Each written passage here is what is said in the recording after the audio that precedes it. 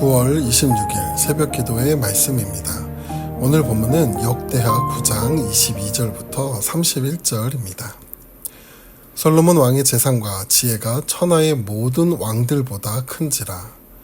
천하의 열왕이 하나님께서 솔로몬의 마음에 주신 지혜를 들으며 그의 얼굴을 보기에 원하며 각기 예물을 가지고 왔으니 곧 은그릇과 금그릇과 의복과 갑옷과 향품과 말과 노새라. 해마다 정한 수가 있었더라. 솔로몬의 병거 매는 말의 외양간은 4천이요 마병은 12,000명이라. 병거성에도 두고 예루살렘 왕에게도 두었으며 솔로몬이 유브라데 강에서부터 블레셋 땅과 애굽 지경까지의 모든 왕을 다스렸으며 왕이 예루살렘에서 은을 돌같이 흔하게 하고 백향목을 평지의 뽕나무같이 많게 하였더라. 솔로몬을 위하여 애국과 각국에서 말들을 가져왔더라.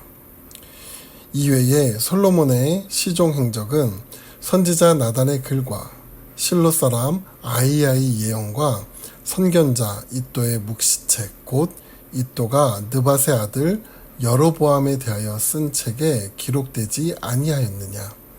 솔로몬이 예루살렘에서 온 이스라엘을 다스린 지 40년이라. 솔로몬이 그의 조상들과 함께 잠에 그의 아버지 다윗의 성에 장사되고 그의 아들 르호보암이 대신하여 왕이 되니라. 아멘. 오늘 본문은 솔로몬의 기록 중 마지막 부분을 기록하고 있습니다. 그 내용은 크게 두 가지인데 하나는 솔로몬이 누렸던 부귀와 영화, 명성을 자세히 기록하고 있으며 두 번째는 그의 죽음을 기록하며 마무리합니다. 그런데 솔로몬에 관한 내용은 열왕기상 10장, 11장에 보면 거의 동일한 내용을 기록하고 있습니다. 왜 동일한 이야기를 굳이 따로 또 기록을 한 것일까요? 그 이유를 역대기가 기록된 때를 살펴보면 저자의 의도를 살필 수 있는데 역대기는 바벨론 포로기에서 돌아온 이스라엘 백성들을 위해 기록된 책입니다. 이 당시 포로 생활을 끝내고 예루살렘으로 돌아온 이스라엘 백성들은 기쁨과 감사보다는 좌절과 상실감이 더 컸습니다. 왜냐하면 그들이 고향으로 돌아왔을 때 예루살렘 성전과 성벽은 무너져 있었고 그로 인해 자신들의 긍지와 정체성도 함께 무너져 버렸기 때문이죠. 역대기 저자는 좌절과 상실에 빠진 이 이스라엘 백성들에게 그들을 향한 하나님의 약속은 결코 변하지 않으며 역대기에 기록된 솔로몬의 역사를 보여주면서 그들이 다시 하나님과의 관계가 회복될 때 솔로몬의 영광을 누릴 수 있음을 말해주고 있습니다. 그 예로 솔로몬에 관한 내용 중 약 70% 정도가 예루살렘 성전 관련 내용을 기록한 것에서 볼 수 있는데 역대기 기자가 성전에 관한 내용을 많이 기록한 이유는 그들이 하나님과 올바른 관계 속에 있을 때 솔로몬이 부귀 영화를 누렸음을 알리면서 뿐만 아니라 하나님의 임재의 상징적 장소인 성전 중심의 신앙 회복이 삶의 회복과 직결됨을 알리고자 함이었습니다. 이러한 역대기 저자의 기록 의도를 생각하며 오늘 솔로몬의 마지막 부분을 함께 살펴보려고 합니다. 앞서 말한 대로 역대하에서 솔로몬의 마지막 기록은 두 가지의 내용을 담고 있습니다.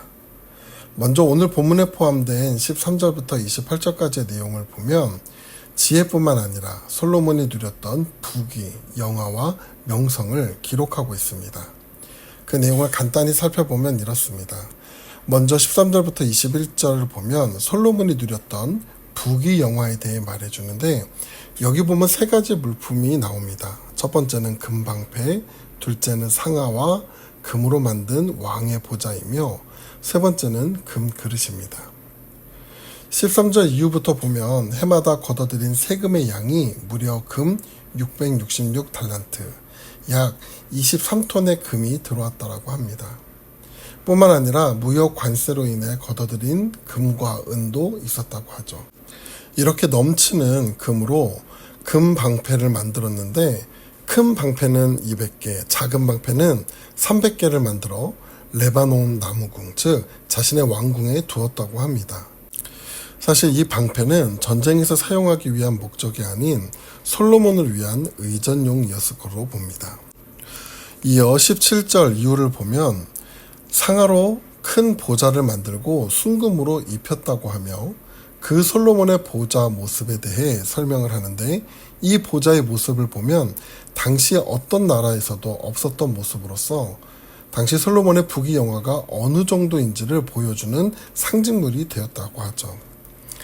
또 20절을 보면 솔로몬 왕이 사용하는 모든 그릇과 솔로몬 궁의 그릇들도 모두 금이었다라고 말하는데, 당시 은도 있었음에도 금의 양이 워낙 많았기에 은을 귀한 것으로 여기지 않을 정도였다고 합니다.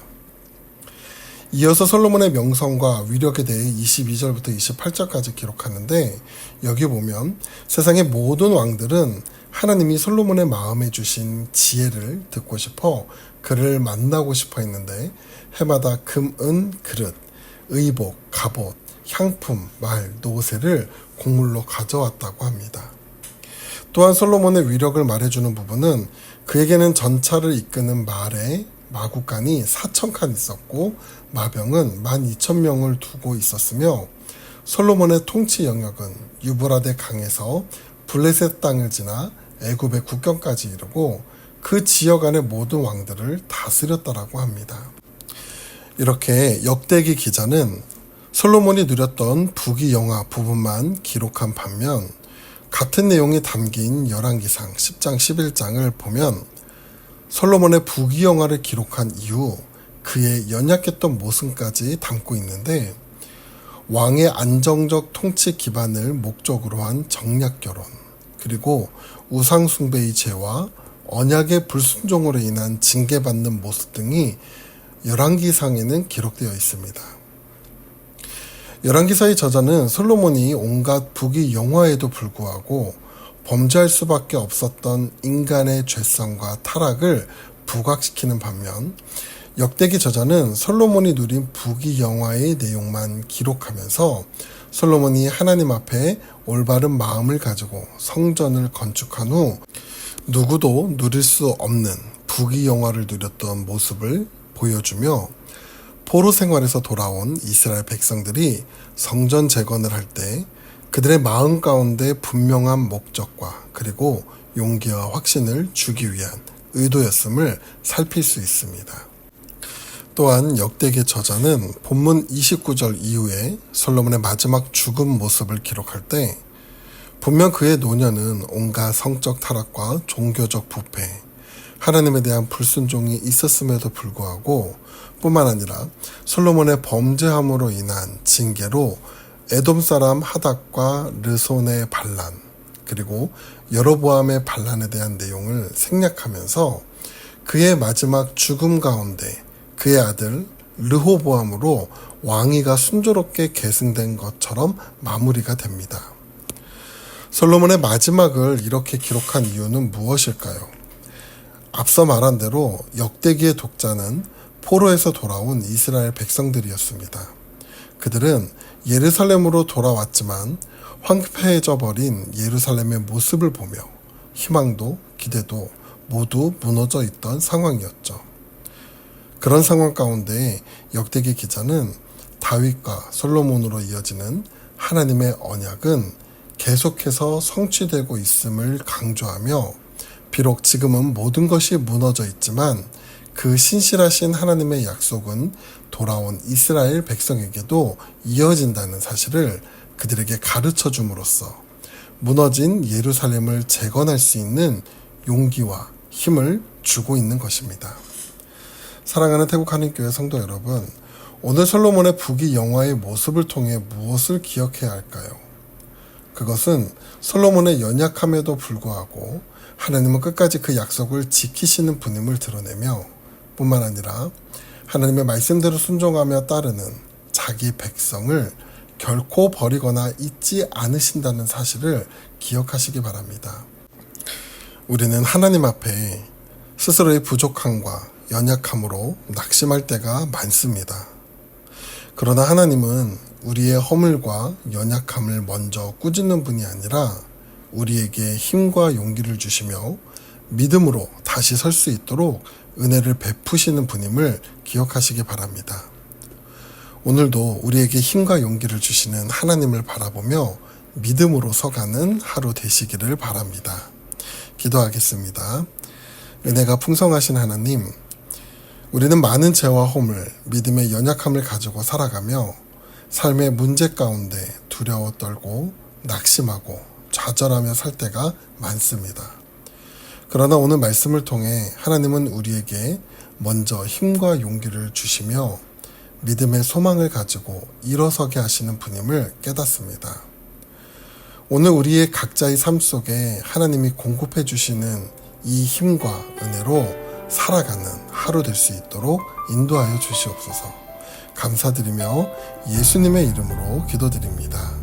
아멘.